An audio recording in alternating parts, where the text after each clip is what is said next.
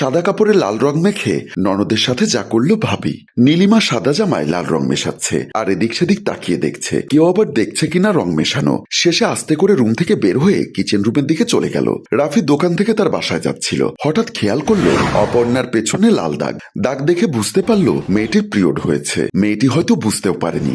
রাফি অপর্ণার সামনে গিয়ে বলল, ম্যাডাম আপনি আমার বাসায় আসুন। এই কথা শুনে অপর্ণা অবাক হয়ে গেল, কারণ অপরিচিত একটা ছেলে তাকে বাসায় যেতে বলছে। অপর্ণা এমনিতেই একটি রাগী টাইপের মেয়ে, তবে রাফিকে দেখে রাগ কন্ট্রোল করলো। মনে মনে ভাবলো, এই একটুখানি ছেলের এত বড় সাহস, আমাকে তার বাসায় নিয়ে যেতে চায়। তার সাথে গিয়ে দেখা দরকার সে আমাকে কি করতে চায়। তাই ভেবে পড়ল, আচ্ছা বাবু তোমার বাসা এখান থেকে কত দূরে? এই তো একটু গেলেই আমার বাসা, তাছাড়া আমার বাসা এখন খালি। আচ্ছা ঠিক আছে চলো। রাফি অপর্ণাকে তার বাসার দিকে নিয়ে চলে গেল। বাসায় ঢুকে রাফির হাতে থাকা প্যাকেট থেকে একটা প্যাড বের করে দিয়ে বলল, ম্যাম এটা পরে নিন। আমি বুঝতে পারছি আপনার পিরিয়ড হয়েছে, এরকম মাঝে মধ্যে আমার ভাবিরও হয়। প্যাড দেখে অপর্ণার এমন রাগ হলো, রাগের চোটে রাফির গালে কষে একটা থাপ্পড় বসিয়ে দিয়ে বলল, লম্পট কোথাকার, তোকে কি আমি বলেছি যে আমার পিরিয়ড হয়েছে? বলেননি তো কি হয়েছে? আমি দেখছি আপনার পিরিয়ড হয়েছে। আমার ভাবির জন্য আমি প্যাড কিনতে গিয়েছিলাম। আমার হাতে প্যাড আছে বলেই আমি আপনাকে এখানে নিয়ে এসেছি আপনার উপকার করার জন্য, আর আমাকে আপনি উল্টো থাপ্পড় মারলেন। এই ছেলে, এই আমার কি মাসে 2-3 বার পিরিয়ড হয় নাকি? 15 দিন আগে আমার পিরিয়ড হয়েছিল আর আমি ভালো হয়ে গেছি। ম্যাডাম আপনার মনে হয় আমার কথা বিশ্বাস হচ্ছে না, দাঁড়ান আমি আপনাকে দেখাচ্ছি। রাফি তার ফোন বের করে অপর্ণার পেছন দিকে গিয়ে ছবি তুলছে। অপর্ণা জিজ্ঞাসা করলো, এই ছেলে কি করছো তুমি? ম্যাম আপনাকে বিশ্বাস করানোর জন্য ছবি তুলে দেখাচ্ছি। এই দেখুন আপনার পেছনের কি অবস্থা। মোবাইল দেখে অপর্ণা ভাবছে, আমার সালোয়ারে রক্ত আসলো কোথা থেকে? আমার কি সত্যি সত্যি পিরিয়ড হয়েছে নাকি? আচ্ছা বাবু সরি, আমি তোমাকে ভুল বুঝেছি। আমি এখন প্যাড পরতে পারবো না। তুমি একটা কাজ করো, আমাকে যে কোনো একটা সাদা কাপড় দাও, আমি কাপড় পেঁচিয়ে চলে যাব। রাফি একটা গামছা দিল। গামছাটা পেঁচিয়ে অপর্ণা চলে গেল বাড়িতে। অপর্ণা বাসায় ঢুকতেই ভাবি বলল, কিরে তুই না পার্টিতে গিয়েছিলি, আবার চলে আসলি কেন? ভাবি আজ থেকে 15 দিন আগে আমার শরীর খারাপ হয়েছিল, আবার আজকেও আমার শরীর খারাপ হয়েছে। বুঝলাম না কিছু। তুই তো প্রায় সময় বাহিরে যাস।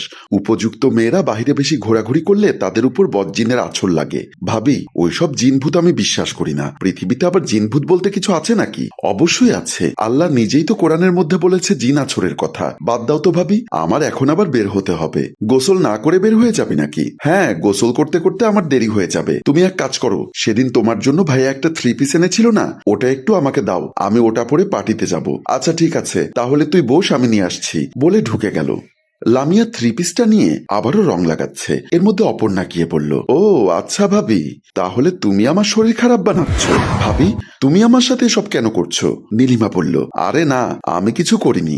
ভাবি একদম কথা লুকোনোর চেষ্টা করবে না। আমি কি কিছু বুঝি না নাকি? তোমার কারণে আমার রাস্তাঘাটে লাঞ্ছিত হতে হয়েছে। তুমি তো আমার ভাবি না, তুমি তো আমার সতীনের চেয়েও খারাপ। আজকে আমার ভাই আসুক, দেখি সে কি বলে। আজকের পর থেকে এই বাড়িতে তুমি থাকবে, না হয় আমি থাকবো। অপর্ণা তুই রেগে যাচ্ছিস কেন? আগে আমার কথাটা শোন। তোমার কোনো কথা শোনার ইচ্ছা আমার নেই বলেই অপর্ণা রাগ করে রুম থেকে বের হয়ে গেল। নীলিমা মনে মনে বলছে, এটা কি করলাম আমি? তার ভাইকে যদি বলে তাহলে তো আমার খবর করে ফেলবে। অপর্ণা দরজা খুলে বের হতেই দেখলো তার ভাই আবির বাড়িতে ঢুকছে। অপর্ণা ভাইকে দেখে বলল, ভাইয়া আজকের পর থেকে এই বাড়িতে আমি আর থাকবো না। মানে কি বলছিস তুই? বাড়িতে থাকবি না তো কোথায় থাকবি? তুমি তোমার বউকে নিয়ে থাকো, আমার থাকতে হবে না। ও বুঝতে পেরেছি, তুই আজকেও তোর ভাবির সাথে ঝগড়া করেছিস তাই না? তোদের ননদ ভাবির ঝগড়া জীবনেও যাবে না। দাঁড়া আমি তোর ভাবিকে ডাকছি। নীলিমা, এই নীলিমা কোথায় তুমি? নীলিমা সামনে আসলো। আবির বলল, এই অপর্ণার সাথে ঝগড়া না করলে কি তোমার পেটের ভাত হজম হয় না? আরে আমি ঝগড়া করিনি তো, অপর্ণা আমার সাথে রাগ করেছে। এমনি এমনি রাগ করেছি তাই না? ভাইয়া এই দেখো আমার পেছনে কি অবস্থা। আরে তুই জামাটা চেঞ্জ করিসনি কেন? তোর তো শরীর খারাপ হয়েছে মনে হয়। আমার শরীর খারাপ হয়নি, তোমার বউয়ের মন খারাপ হয়েছে। মানে কি বলতে চাস তুই? তোমার বউ আমার সালোয়ারে রং লাগিয়ে দিয়ে আমাকে অপমান করেছে। আমি রাস্তার টুকাই ছেলেদের হাতে অপমানিত হয়েছি। তোমার বউ জানতো যে আমি এই জামাটা পরে পার্টিতে যাব, সেই সুযোগে তোমার বউ আমার সাথে এমন করলো। কি ব্যাপার নীলিমা, আমার বোন কি তোমার সতীন নাকি? তুমি সব সময় ওর পেছনে লেগে থাকো কেন? তোমার যদি আমার বোনকে সহ্য না হয় তাহলে তুমি তোমার বাপের বাড়িতে চলে যাও, আমি তোমাকে ছাড়তে পারবো। আমার একমাত্র বোনকে ছাড়তে পারবো না। এসব করতে তোমার একটুও লজ্জা করলো না? তোমার আপন বোন হলে কি করতে তুমি এসব? হ্যাঁ আমার নিজের বোন হলে আমি আরো বেশি করতাম। মানে কেন এসব করছো তুমি? কেন করছি তাহলে শোনো। অপর্ণা একদিন নীলিমাদের বাড়িতে গিয়েছিল। দিয়েছিল। বেয়াই, আপনি কালো হলেও আপনার চোখের দেখা খুব মারাত্মক। আপনি এক দেখাতেই যে কোনো মেয়েকে ঘায়েল করতে পারেন। বেআইন, আপনি কি আমার চোখের প্রেমে পড়ে গেছেন নাকি? শুধু আমি নই, যে কোনো মেয়েই আপনার চোখের মায়ায় পড়ে যাবে। এমন সময় মা বাহির থেকে ঢুকে দেখে এই অবস্থা। খুব বাজে লাগছিল। বিশেষ করে অপর্ণার পোশাক মন খারাপ করে দিয়েছিল। মনের কষ্ট মনে রেখে অপর্ণাকে জিজ্ঞাসা করলো, মা তুমি কখন আসলে? আর তুই আমার পাশে এসে দাঁড়া। আন্টি, আমি এই তো একটু আগে আসলাম। আমার মেয়েটা কেমন আছে? ভালো আছে আন্টি। আসলে আপনাদের পাশে আমার একটা বান্ধবীর বাসা আছে, ওখান থেকে বের হয়ে আপনাদেরকে একটু দেখতে আসলাম। ও আচ্ছা, ভালো হয়েছে। তো মা তুমি থাকবে নাকি চলে যাবে? না আন্টি, চলে যাব, আবার অন্যদিন আসবো। আচ্ছা ঠিক আছে, তাহলে যাও। আচ্ছা আন্টি ঠিক আছে, আমি আসি বলে অপর্ণা বিদায় নিয়ে চলে গেল। মা তিলককে একটা থাপ্পড় দিয়ে বলল, এই বেয়াদব, তোকে যেন আমি আর ওই মেয়ের সাথে কথা বলতে না দেখি। কেন মা, কি হয়েছে? কি হয়েছে জানিস না তুই? ওইটা একটা নির্লজ্জ মেয়ে। ও যা পোশাক পরেছে, ওই সব পোশাক আমাদের সমাজের মানুষ পরে না। দাঁড়া, আমি তোর আপাকে একটা ফোন দেই। মা ফোন বের করে নীলিমাকে ফোন দিল। নীলিমা ফোন রিসিভ করে বলল, মা কেমন আছো? আমি ভালো আছি। শোন, তোর ননদকে আমাদের বাড়িতে আসতে না করিস। কেন মা, কি হয়েছে? তোর ননদ যে পোশাক আশাক পরে, আমাদের পরিচয় দিতেও লজ্জা লাগে। মা, আমি কিভাবে মানা করব? কিছু বললে তো আমাকে ভুল বুঝবে। শোন, তোর ননদ যদি আমার বাড়িতে আসে, তোর ভাইটারেও নষ্ট করে ফেলবে। আচ্ছা আমার ঠিক আছে, আমি আকার ইঙ্গিতে বলবো। ফোনটা কেটে না দিতেই কলিং বেলের আওয়াজ পেয়ে দরজার দিকে গেল। গিয়ে দেখলো মসজিদের সভাপতি মালেক সওদাগর। নীলিমা ওনাকে দেখে মাথায় কাপড় দিয়ে বলল, আরে চাচা, আপনি হঠাৎ করে আমাদের বাসায়? আসছিলাম একটা জরুরি কথা বলার জন্য। আবির কি বাসায় আছে? না চাচা, আবির তো বাসায় নেই। আচ্ছা শোনো, আমি তোমাকে কথাটা বলে যাচ্ছি। তোমার ননদের জন্য আমাদের অনেক পোলাপান নষ্ট হয়ে যাচ্ছে। তোমার ননদকে বলবে চলাফেরা ঠিক করতে, না হলে আমরা আমাদের ব্যবস্থা করব। আচ্ছা ঠিক আছে চাচা, ও আসলে আমি বলবো। একটু পর অপর্ণা বাসায় ঢুকলো।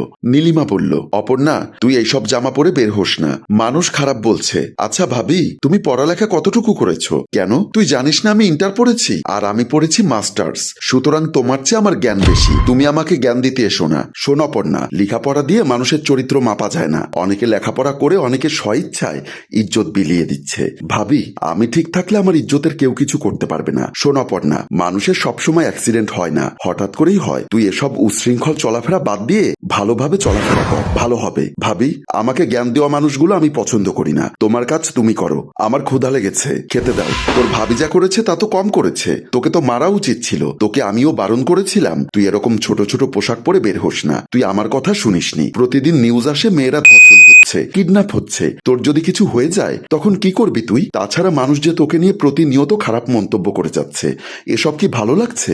শোন, তুই যদি তোর এসব চলাফেরা থেকে বের হয়ে আসতে না পারিস, তাহলে তোকে আমি বাড়ি থেকে বের করে দিতে বাধ্য হব।